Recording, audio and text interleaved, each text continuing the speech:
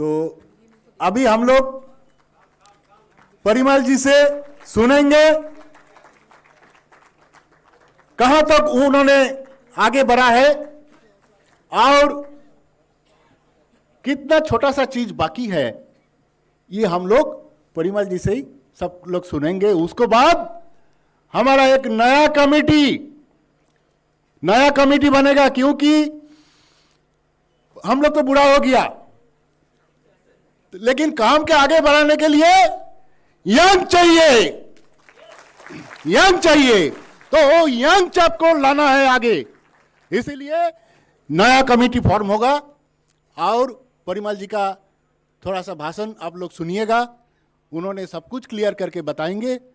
तो उसको बाद मेरा उम्मीद है आप लोग सब खुशी से अपना जगह जाएंगे। ठीक है, धन्यवाद। एक जोड़ा बढ़िया हाथ ताली।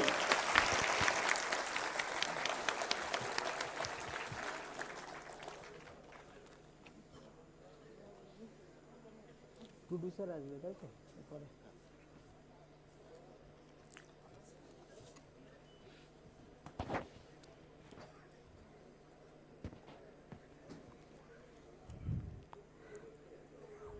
सबसे पहले मैं उपस्थित सभी अतिथियों के विनम्र प्रणाम करता हूँ और भिन्न राज्यों से आए हुए सभी श्रमिक नेताओं को मेरे हृदय से प्यार और अभिनंदन करता हूँ।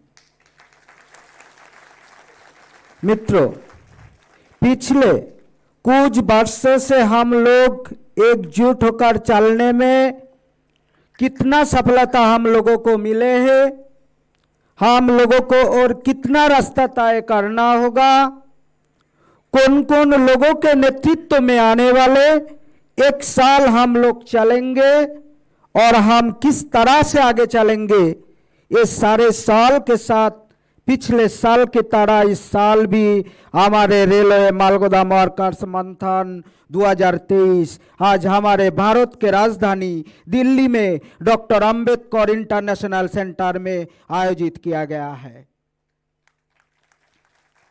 हमने दिखा है कि कम के एक भी दिन बर्बाद किए बिना लड़ाई कैसे लड़े जाते हैं और उसके जीत कैसे हासिल होते हैं। दूसरे शब्दों में बीआरएमजीएसयू परिवार जिसने भारत के इतिहास में एक नया आंदोलन के रूप में जीत हासिल करने का एक नया पंख जोड़ा है। हमारे पास कोई पहचान पत्र नहीं था। रेलवे में आज भी हमें सीधी तौर भी पहचान नहीं दी है, लेकिन हमारे प्रधानमंत्री माननीय श्री नरेंद्र मोदी जी के प्रेरणा से जो ई श्रम पोर्टल चालू किया गया है वह पूर्व सीएलसी माननीय डीपीएस नेगी जी के सहयोग से हम लोगों के शामिल किया गया है। हमारे सभी मांगे सीधी रेल मंत्रालय से है। हमारे सभी मांग को जिस तरह सीधी रेल मंत्रालय और श्रम मंत्रालय तक पहुंचा दिया है, इस तरह हमने 100 से अधिक संसद के माध्यम से मंत्रालय का लिखित रूप से अपने मांगे रखे थे। नतीजा ये हुआ कि एक से बाद एक जीत हासिल होते गए। रेलवे में सभी डीआरएम को गुड्स शेड में शौचालय, पानी का सुविधा, रेस्टरूम जैसे और भी सुविधा उपलब्ध करने के आदेश जारी किया है, लेकिन यह हमें बहुत सारे गुड्स शेड में आज भी नहीं मिले और समझ में नहीं आए कि आदेश पारित होने के बाद भी यह हमें आज क्यों नहीं मिले। स्किल इंडिया ने हमारे लिए हाइजेनिक और सेफ्टी मैनेजमेंट के ट्रेनिंग व्यवस्था तो कर दी है, लेकिन आज भी हम लोग ने इसके व्यवस्था नहीं कर पाए हैं। माननीय प्रधानमंत्री जी के सहयोग से हम सभी असंगठित श्रमिक भाइयों के लिए पेंशन, पीपीएफ, बीमा जैसे सुविधा हम लोगों को मिल रहा है। हम अभी उन लाभों को लेने के लिए प्रक्रिया में निपुण नहीं हुए, न ही सभी मजदूर में जागरूकता पैदा कर पाए। हमारे अधिकांश श्रमिक भाई मेहनत करके महीने में 10 से 15,000 से ज़्यादा नहीं कमा पाता, लेकिन जो मजदूरी मिलता है उससे हमारे लिए प्रति महीने में कम से कम 40,000 रुपये कमाई संभव है। इसलिए हमने फिक्स्ड वेजेस लागू कराने के मांगे किए थे। हमारे कृषि मंत्री माननीय कैलाश चौधरी जी ने भी हमारे ओर से श्रम मंत्री भूपेंद्र यादव जी को पत्र भी लिखे थे। हमें उसके नतीजा भी मिल गया था। पिछले 26 सितंबर 2023 को माननीय सीएलसी साहब रमेश तिरुजी ने अंतिम रूप से निर्धारित वेतन मार्ग मतलब फिक्स्ड वेजेस के भी तय कर दिए गए हैं एवं हम लोगों को भी पत्र द्वारा सूचित किया गया था कि यूनियन के सभी गुड्स शेड में जो भी श्रमिक लोग हैं उन लोगों के लिए निर्धारित डिवीजन से इंडस्ट्रियल डिस्प्यूट दर्शाते हुए सूची प्रस्तुत करने का हमने भी प्रक्रिया शुरू कर दी है। हमने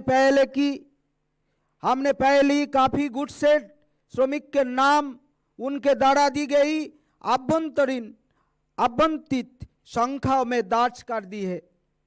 हम चाहते हैं कि मेरे सभी श्रमिक भाई इन सारे सुविधाओं के अंतर्गत हो। हम सभी श्रमिक भाई इस मांगों को समझना होगा। इसके लिए हमने एकजुट होना होगा और आपको अपनी जिम्मेदारी खुद निभाना होगा। अगर हम एकजुट हो सके तो rail pass, rail I card और रेगुलर करने के लिए आवाज उठाएंगे। उससे पहले हमें अधिक से अधिक एकजुट होना होगा। पूरे भारत में 1078 गुड्स सेट से है, जिनमें से हम केवल 300 गुड्स सेट कवर कर पाए हैं। अगले एक साल में हम बचे हुए गुड्स सेट मजदूर को एक छत के नीचे लाएंगे। ये प्रतिज्ञा हमने इस मंथन 2023 से ही ले जाएंगे। आज हम अगले वर्ष के लिए एक नया केंद्रीय समिति घोषणा करेंगे जिसके नेतृत्व में और नया पंख जुड़ जाएंगे। मुझे लगता है कि रेलवे के 150 साल के इतिहास में मालगोदाम के मजदूर सबसे बुजुर्ग और मेहनतकारी मजदूर है, क्योंकि उनमें से अधिकांश प्रवासी और अशिक्षित है। इसलिए उनके जीवन में समाज और सभ्यता के प्रगति के मामले में आर्थिक और सामाजिक रूप से प्रगति नहीं हुआ है। यदि हमारे यूनियन के कुछ शिक्षित युवाओं को नेतृत्व ना होते तो उनके जीवन अधूरा रह जाता। आज यह आए हुए हम सभी शिक्षित और सहानुभूति संपन्न नेता हैं। यदि हम आज इस मंच पर कांधे कर यह शपथ ले सके कि हम में से हर एक मालगोदाम श्रमिक के सुख दुख में भागीदार बनेंगे, तो आने वाले 5 वर्ष में 10 लाख मालगोदाम श्रमिक के जीवन में एक नया सवेरा आ जाएगा। हम चाहते हैं कि अगले 10 वर्ष में सामाजिक और आर्थिक रूप से उसी तरह आगे बढ़े जैसे वो लोग पीछे पड़ गए थे, और उसके लिए जो भी करना होगा हमारे यूनियन करेगा। अब तक हम अपने श्रमिक के बच्चे के लिए 150 से भी अधिक श्रम पाठशाला खोलने में सफल रहे हैं। हम विभिन्न कॉरपोरेट के सहयोग से आने वाले दिनों में अपने खुद का हॉस्पिटल, स्कूल, कॉलेज, विश्वविद्यालय बनाएंगे जो भारत के इतिहास में अभूतपूर्व होगा।